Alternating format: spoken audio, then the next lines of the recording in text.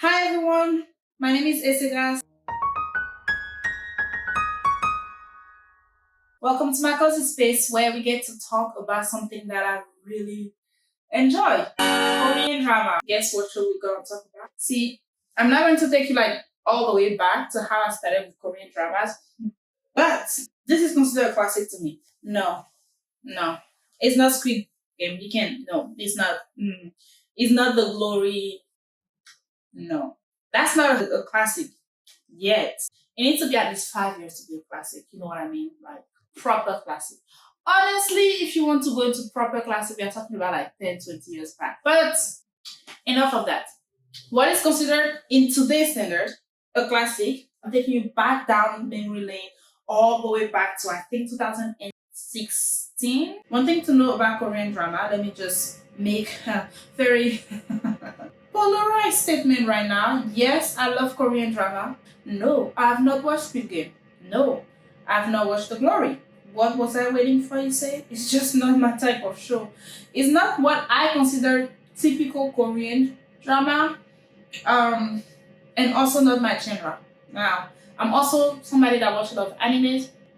I watch Korean drama, and these days a lot of Chinese drama, Japanese drama. We can talk about that later.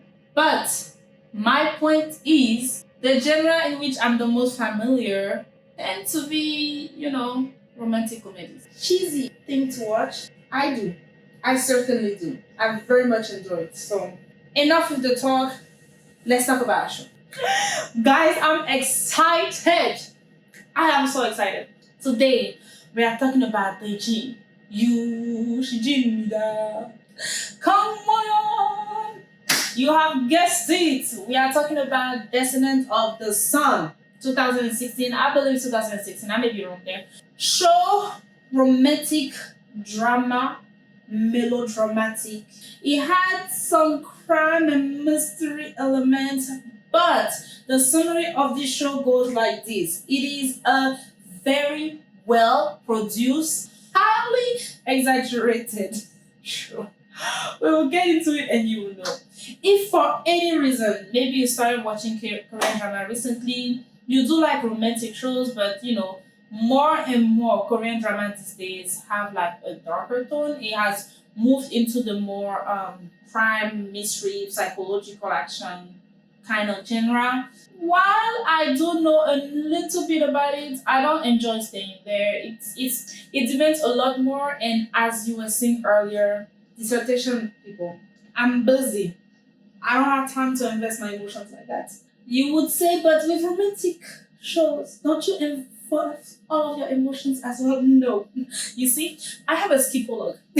A skipologue is someone that skips. I skip the whole show. I will skip the whole show straight up and tell you exactly what happened in that show. I've watched enough of it. I know.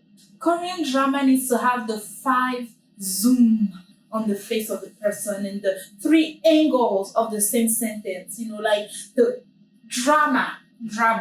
But I digress. Let's talk about action. Descendant of the Sun. So it's the story of Yoshijin Kang Moyeon. Those are our main characters. She is a surgeon in a well-versed hospital, and he is a captain of the Korean army. But from like first scene, we can guess he's part of the secret service, would say, of Korea. It's almost like the SEAL team of Korea, that operates in the shadow, go on investigation mission, assassination mission, solving problems that the world don't know about yet before they actually come to, making sure the government of Korea is always right, helping allies countries, etc., etc., etc. Basically, they keep good guys, I think. Alpha Team is their name. He goes by the code name Big Boss. Which different topic? Give me one second. Okay. So he goes by Big Boss, and they meet in the hospital in the funniest way. So a little bit of the first episode story that I had to rewatch recently because, as you will find, the later episode of the show tend to leave an impression. Quite an impression. It gets you there. So that makes it so that I don't even remember what happened in the first 2 episodes. And compared to how the episode laid out in like the last 6 episodes, compared to that, you would say that the beginning is slow. However, the beginning I thought was a nice pace, but based off of where they were trying to go, it was slow. It was slow, guys. But in the first episode, the story goes, she's working. He is on a break. It's their vacation day. Him and his second in command go to like they're just in basically, and they have like a store where the one where you use the arm to the balloons, those ones, and as they're playing, somebody screams for a thief. They go shoot the thief with obviously the fake guns, and the thief falls, breaks something, send them to the hospital, but he pocketed the second in command's phone. So they end up going to the hospital where he gets to meet Cameroon. Now, she sees the phone and thinks it's the guy's phone and that his name is actually Big Boss, which means that he's part of a gang or something. And so ensue the misunderstanding, blah, blah, blah, blah, blah. They go to the hospital with ensue the wallet fight. If you don't know what I'm talking about, just go watch it. It's literally a fight where one guy has a wallet and the other two guys have knives. The wallet wins. Who would have thought? You can defend yourself with your wallet, guys. Don't try. My point is, the drama, you get it. And it's funny, right? There's a lot of mental of back and forth, that a lot of jokes, a play of words. It's a really fun adventure, like to follow them along. Long story short, they end up being together, breaking up, because every time they try to go on a date, my guy is called on a mission. And by every time I mean twice. By the time he comes back, she's peace because of something that happens to the hospital. Bad timing, he gets the brunt of it and she breaks up because she's like, I'm a doctor. You're a military guy. Why you believe in killing people to protect the nation? I have vowed that I will save all lives. Every life is precious and must be saved no matter where you come from. And so we cannot be together. I'm tired. I can do the basically. Long story short, that's what happened. But then few months later, like close to a year, 9 months later, they find themselves stationed together abroad, where most of the story takes place. And yeah, the story evolves there. I'm not gonna go into the whole story. If you want to watch it, watch it. I think I've already spoiled enough. And if you haven't watched it again, for some reason, because you just joined Korean shows, you have been looking for what a good show is. Today's shows are too dark. You want something lighter but fun, but also well produced. Yeah, Descendants of the Sun is your show. I don't know why you have not watched it yet. I call it a classic for a reason. You want to watch it, go watch it. Go watch it now, because I'm going to spoil all of it for you. I'm spoiling all of the happenings, guys. This is where I say, okay, the show is great, the music is great, production is great, all the actors are amazing.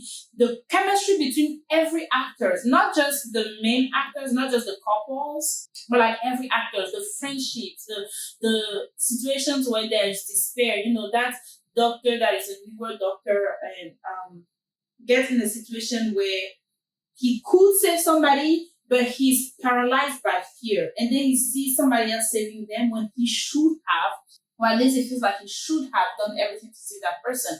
And so that person is now mad and he feels like, I failed as a doctor. So he's going through this whole crisis interiorly. And this is probably one of the most genuinely authentic situations where no matter what field you are in, there are certain fields, especially I would say, that are so stressful, and that in most fields, I would say a level where when you go there, it's like any mistake you feel like you're failing. You put so much stress on yourself and you put so much pressure on yourself that you don't allow yourself to be human. And let me just use this right now. Pause right there and just let you know. Whether you're in school, whether you're actually working, whether it's grad school, undergrad, it's a medical, dental, pharmacy school, no matter lawyer, you're in an exchange program right now. And it doesn't matter what type of schooling, it doesn't matter what level of work you're working for. I'm working for the government, I'm making decisions, I am a speaker for the house, and I need to make sure that I say the right thing. The pressure of your work and the pressure of the things that you're supposed to enjoy doing, the things that was once a dream for you, can cripple you if you don't allow yourself to be human. You are still human. You will still be subpar somewhere. And while you can have excellence in everything that you do, you can. But failing to be excellent and your best 100% of the time does not change who you are, does not change what you like, does not change your strength. It might be a weakness that needs to be addressed eventually, but please do not let that overshadow the fact that, like everybody else, you have strengths, you have weaknesses. You want to focus on your strength, you want to build your strength, and look at your weaknesses and handle them appropriately. But don't stop being human because you're a doctor, because you're a surgeon, because you're a lawyer, because you're working for the House of Representatives, because right now you are working on your dissertation and you have 1 month left. Do not stop being. You are human. Allow yourself to breathe. Which takes me to my second point. My girl said that she lived in the surgical room. I was like, you live in the operation room? You live there as in like you're there all the time? Take a vacation. Take a vacation. Take a vacation. It doesn't make sense to me that the guys that are working for the military have that much more vacation than you. Take a vacation. Please. Hear me. Take a vacation. Please. Take a break. Even if it's a day, even if it's a long weekend, take a break. What? That's not even right. That's just not right. Like, this is how you burn through healthcare workers in this country. Like, don't do that. Don't do that to yourself. Don't let people do that. Going back to the actors. The actors are great. The actors are great. The actors played well. You think that they played together multiple times. Direction, the directors did well. The producers did well. The show overall looked good, felt good to watch, was funny where it needed to be funny, made an impact where it was trying to make an impact for the most part. By the time we got to the second half of the show, it kind of lost a little bit of that. Because, okay, guys, if we go from, what was it? Falling from a cliff, and then literally, like the car fell from, and from saving from falling from the cliff, there is an earthquake, there is landmines that she walks into, there is after the earthquake there was a landmine, then she got kidnapped, she was like taken hostage with a bomb put on her. I mean, that's just four. And then there is the guy went into like a protection thing between the north and the south, and in doing all of those things anyways, got shot, died, resurrected, bro. There was, I almost forgot that one, the entry virus, like a full like virus epidemic, like Ebola level. What? And then what am I forgetting? Oh yes, then he goes on mission and disappears for a year. I told you I was gonna spoil it. But God, do you see how dramatic? It's too much. It's just too much. It's 16 episodes. All of this shouldn't fit in this. Like, why are we doing this? Why is the main guy dying twice? It's this. It doesn't make sense. But with all of that, you want all of our emotion to be there. So we have to cry with them for a full episode and be happy with them and then cry again. No. It was like every other episode was doomsday. It's not worth it. And let me just say, for anybody out there, if you're in a relationship you're just in that relationship just to be in that relationship. First of all, what are you doing? Take that. You're in a relationship and today happy, tomorrow depressed, the next day happy, tomorrow depressed, the next day happy. Everything is well, then it's the end of the world. Then everything is well, then it's the end of the world. Then everything is well, then it's I'm sorry, this cannot be healthy.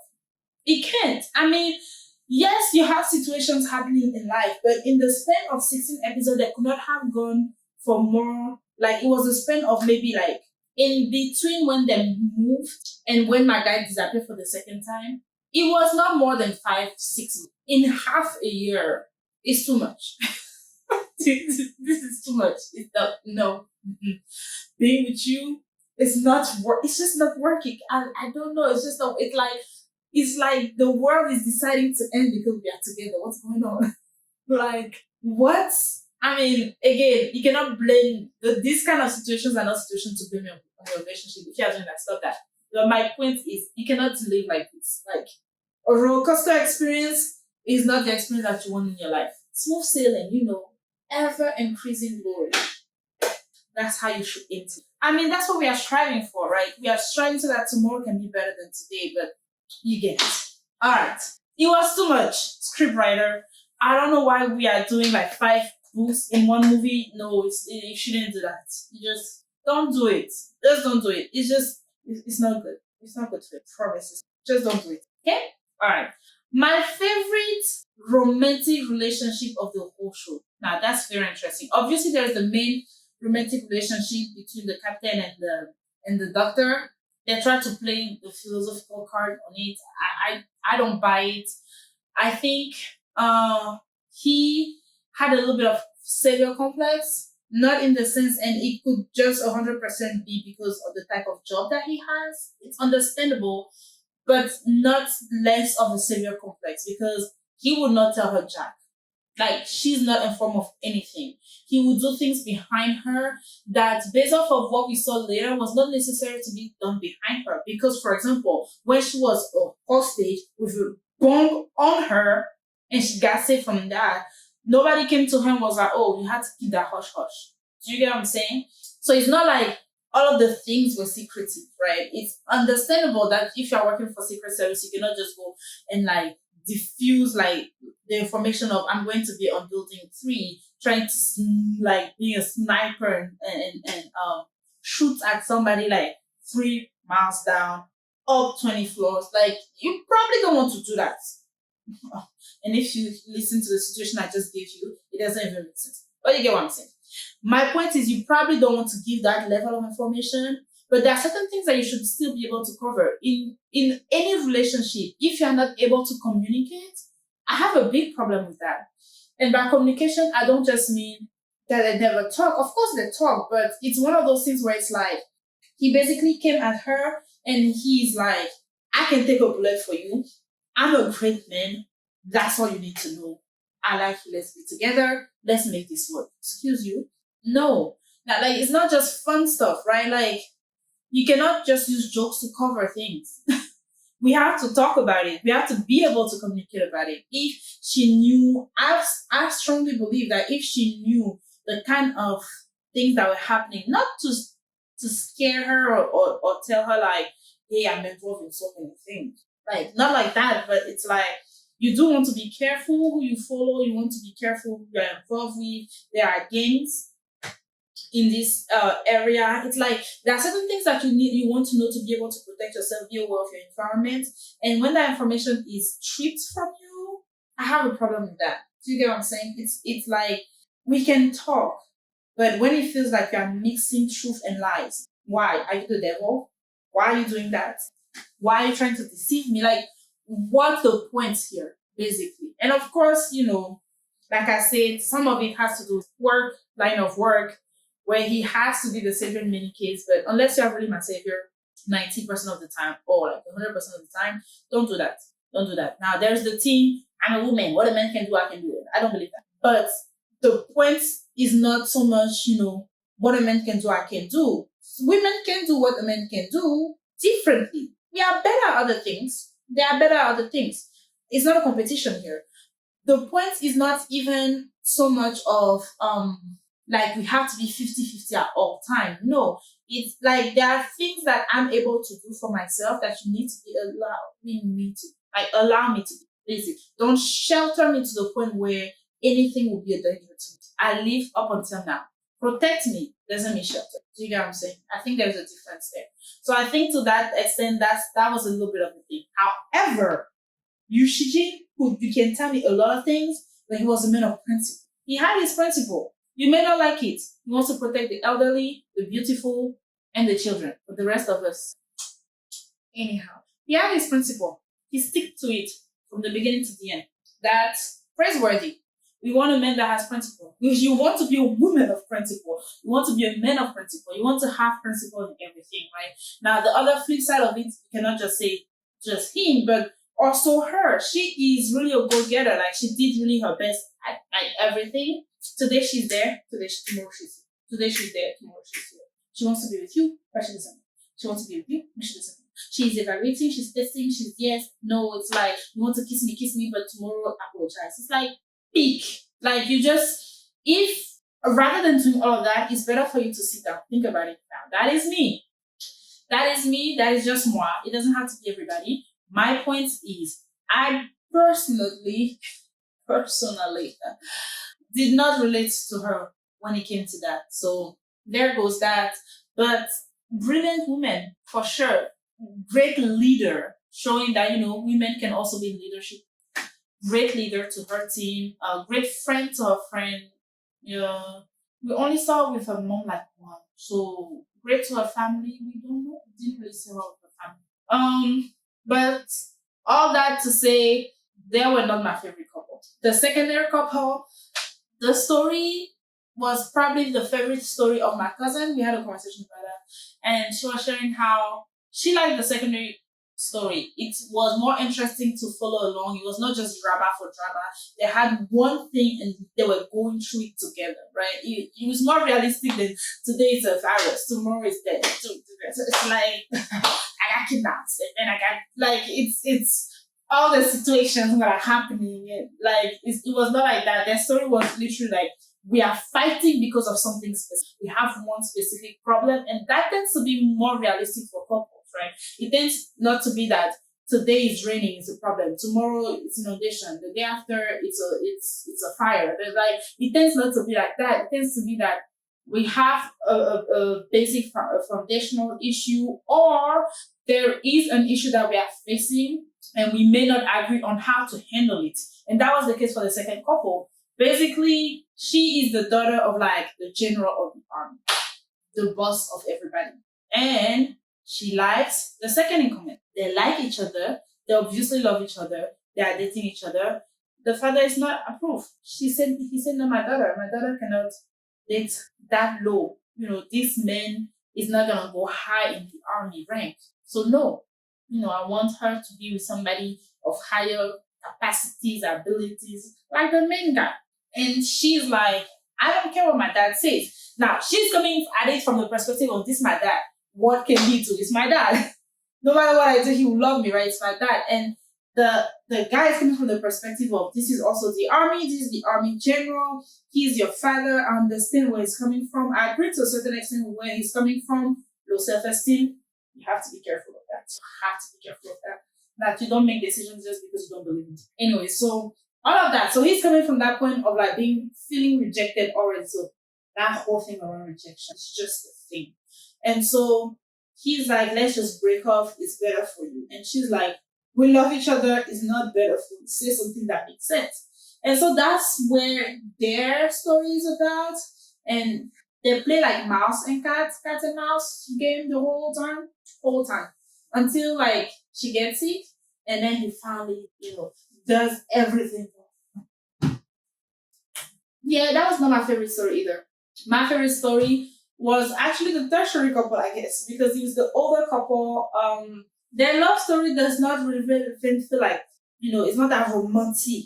Sweet me, I sweet you. We must do all of those things. No, it was more a poised, intentional love to me, in my opinion, right? They had the friendship with each other. They were intentional about caring for the other, doing their best for the other. Yeah, to me, and they were also maybe years, more mature. So they were dealing with relationship in a better way, and they knew each other, right? There was no secrets per se. They knew of each other. They knew about each other. They knew they were involved in each other's lives. But the only issue that they had, the reason why they ended up not being together until like close to the end, was debt, money, because she owed him, and so she wanted to pay him before she said yes, because she didn't want him to. Through the moment you say I do, just kind of rolls over like, how do you owe money to your husband? It's not our money, So I think that was the mindset that she had. Do I agree? I don't know. But to me, they had the more, loving relationship out of the three. Although the other two were like all over each other, not like physically or anything like that, but you could really tell at the other two, like, this is my person type of thing. This is my lady. The romantic thing, the you are so beautiful, all of those things. Of course, there is a place for that. It looks good, but to me, the third couple that were more posed, more like, you need new shoes. Let me get you the quirky thing, the like, you better get better soon. Like, why you ill? Like, all those things. Those to me sat better. That's just me. So I already recommended to watch the show. I think it's a great show. It's well written, a little dramatic, but little, I mean, like, over the top. We already went through the things that are in this show. It's like you have put too much in this show. Um, but overall, the story kind of progressed. The problem with having so much things happening in the show is that it kind of breaks the story because it feels like they are progressing in this. So it feels like they are like almost like chunks of episodes. And like I said, towards the end, it felt like every other episode. So it was like 2 episodes of that, 2 episodes of that, 2 episodes of that.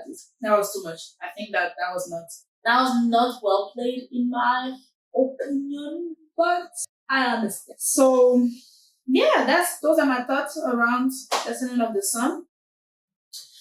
How about you tell me in the comments, what show you are currently watching? What show you want me to do next week? I will tell you honestly that I probably cannot do anything horror. It's just like me. I'm the cozy girl. I like to cozy with tea instead of doing my work. My dissertation is calling me. Thank you for stopping by. Please like if you like, comment below. If you have questions, feel free to write them down below and I'll answer them. Oh, how about let's play a game? Guess what's my first language based off of my accent? If you already know me, please don't comment and spoil it. Thank you. Outside from that, I will see you next week with another conversation. Have a blessed one. Love you guys. Bye.